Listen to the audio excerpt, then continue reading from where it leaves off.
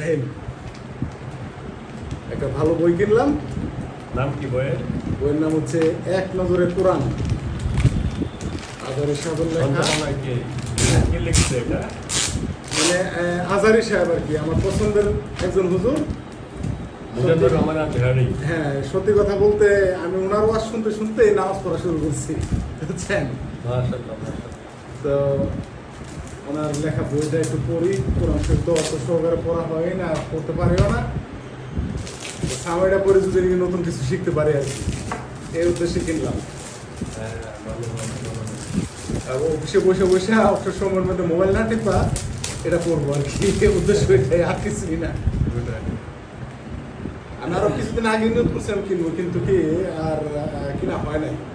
তো কালকে ভাবলাম যে না, কিনে নিই।